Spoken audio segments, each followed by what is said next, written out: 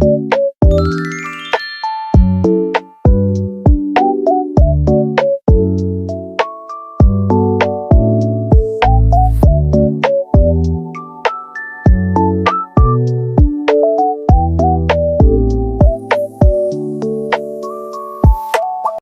ini berarti ajaran baru ini ya? Iya. Ajaran baru ini kan baru pengenalan lagi ya anak-anaknya. Nah, sebelumnya mungkin karena di kelas 4 aku pernah ngajar, di kelas 6 ini sebagian tuh tahu. Jadi kalau misalnya dari multikultural anak-anaknya beragam. Untuk keberagaman suku mungkin banyak, tapi paling banyak itu biasanya orang asli sini, orang Betawi, ya kan. Terus kalau dilihat dari budaya, cara mereka hampir mirip, hampir sama semuanya, karena mungkin budayanya udah masuk budaya yang di Bekasi kali ya. Jadi kalau masalah untuk agamanya, ya paling di sini adanya ya agama yang mayoritas Islam dan juga yang minoritasnya paling Kristen gitu aja.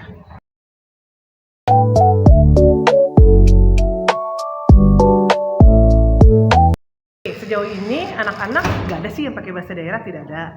Jadi semuanya pure bahasa Indonesia. Kalaupun ada juga mungkin sedikit-sedikit bahasa Inggris, tapi nggak semuanya.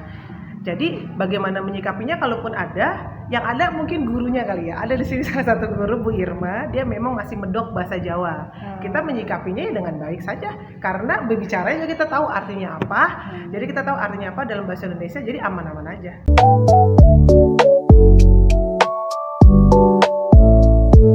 Menanamkan sikap toleransi yaitu jangan membeda-bedakan teman satu sama lain, terus saling menghormati. Kalau misalnya temannya ada yang ibadah, ada yang sholat, atau misalnya dia nggak bisa sholat karena halangan atau mungkin karena dia beda agama, ya tetap stay di kelas. Terus yang lain tetap saling nggak dibecandain juga, teman-temannya jangan diejek-ejek. Pokoknya lebih mengajarkan budaya saling menghormati dan menghargai.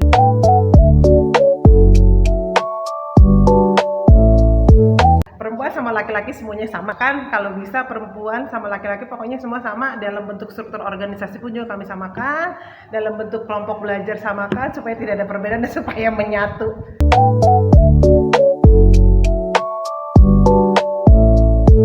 Kalau anak-anak di sini kebetulan maupun beda agama Kristen ataupun Buddha, pernah ada Buddha di sini juga, memang masih ditanamkan sama guru agamanya masih di kelas. Tapi kalaupun nanti ke depannya tidak, mungkin anaknya dikasih tugas yang lain. Tapi anak-anaknya sejauh ini aman kok. Di kelas kita tidak sama sekali, karena kita kerjasama juga sama Pak Jai kan. Untuk dalam pembelajaran agama Islam juga kan mereka tahu gitu loh, apa batasannya yang harus diajarkan juga, dan mereka juga tahu bagaimana cara menghormati yang beda agama. Aman, anak-anaknya juga aman sih, kecuali kalau misalnya anak-anaknya ada merasa keberatan ataupun gurunya, biasanya kami menyikapinya dengan cara mungkin anak-anaknya boleh keluar gitu, di luar gitu. Tapi sejauh ini mereka di dalam semuanya aman. Guru agama kan tidak selamanya mengajarkan ayat-ayat ya, Al-Quran kan. Jadi mengajarkan juga adab bagaimana anak, jadi biar anak juga tahu bagaimana cara adab di sekolah segala macam, apa yang terjadi kalau misalnya kita menolong orang segala macam, itu kan hampir-hampir mirip lah ya.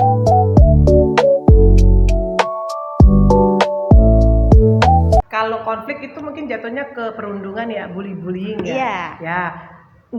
Bukan karena agama juga, biasanya lebih ke suku sih, kadang suka ngata-ngatain juga, ngatain bapaknya berasal dari mana gitu. Itu pasti ada seperti itu contohnya. Kalau misalnya antar siswa yang berbeda gender, ya sering gitu mah. Itu sering pasti biasanya main kata-kataan, bullying, mungkin perundungan secara verbal ataupun fisik biasanya ada juga. Itu dari ibu sendiri gimana menyikapinya? Kebetulan kemarin saya baru dapat pelatihan tentang pencegahan perempuan dan kekerasan pada anak. Jadi baru hari ini dimulai kami canangkan juga di MPLS, kami buat tadi. Jadi kami jelaskan juga anak-anak bagaimana cara pencegahannya supaya mereka tahu. Dan kalau bisa pun kemarin dapat materi kebetulan dari dosen Unisma tuh bagus banget, dikasih tentang bagaimana kalau anak tidak berkata apa-apa. Nah itu baru curiga dong, karena itu sudah terjadi perundungan. Nah, makanya anak-anak diajarin mulai sekarang tuh speak up. Jadi apa yang mereka rasakan, apakah mereka melakukan konflik atau perundungan oleh temannya, nah itu baru cerita sama kami. Kalau di SD ini kan memang kami itu double job ya, nggak ada guru BK ya.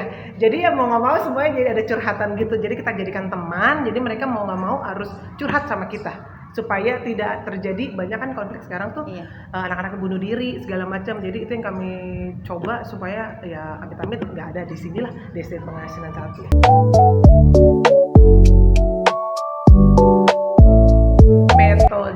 Metode deep learning sekarang bagus kok.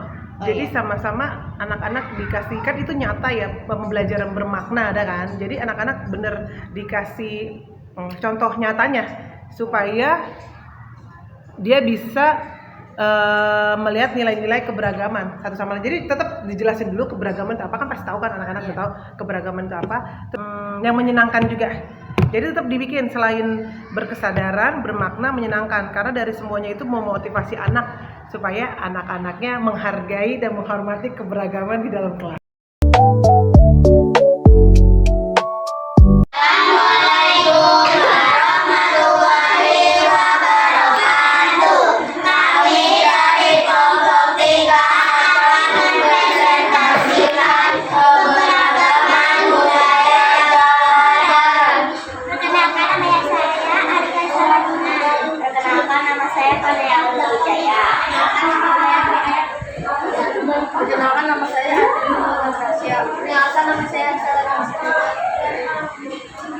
Keberagaman budaya Jawa Barat, suku Sunda, suku terbesar di Indonesia yang berjumlah 40 juta jiwa. Suku Barat menggunakan bahasa Sunda yang memiliki aksara Sunda kuno dan Latin dan mempunyai rumah tradisional yang disebut rumah Jalabang. Keberagaman budaya Jawa Barat memiliki kesenian daerah, yaitu adalah alat musik tradisional, yaitu adalah calung, angklung, tapi juga memiliki lagu daerah yang lagu jempol. Dalam sebuah kesenian juga memiliki tarian daerah yang tarian jempol.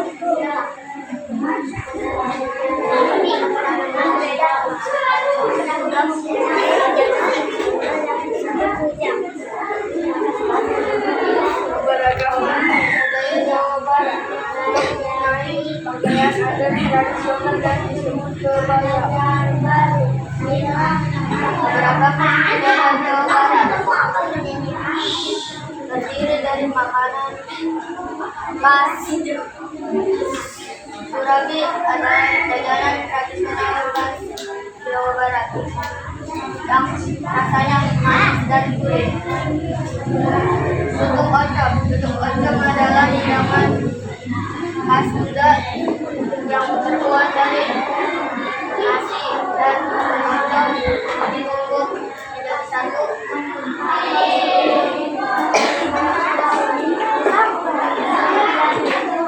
Memiliki rasa pedas dan gurih.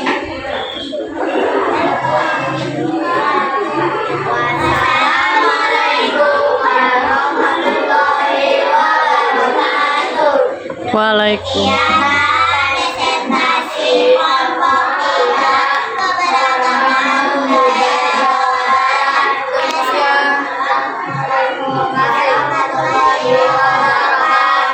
Waalaikumsalam warahmatullahi wabarakatuh. Berdasarkan hasil wawancara dan observasi, dapat disimpulkan bahwa penerapan pendidikan multikultural di sekolah telah diwujudkan melalui pembiasaan sikap saling menghormati, menghargai perbedaan agama, suku, gender, dan juga latar belakang budaya peserta didik.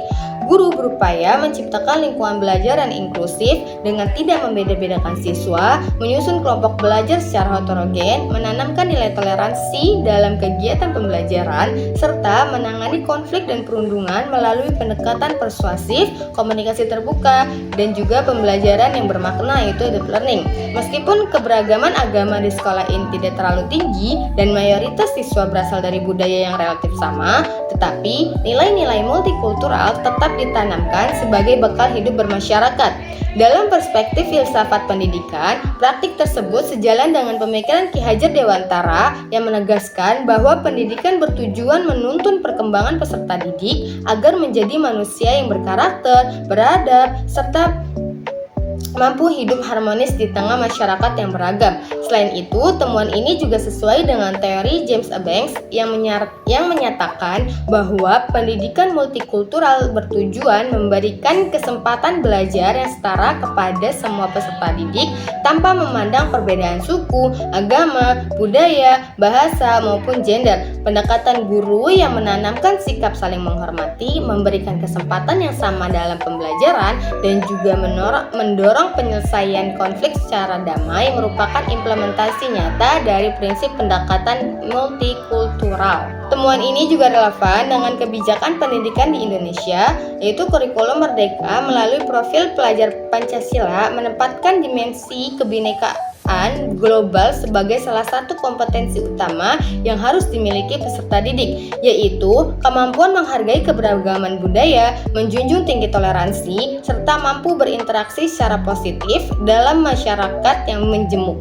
Selain itu, data Badan Pusat Statistik BPS menunjukkan bahwa Indonesia memiliki lebih dari 1.300 kelompok etnis dan ratusan bahasa daerah, sehingga pendidikan multikultural menjadi kebutuhan yang sangat penting dalam menjaga persatuan bangsa.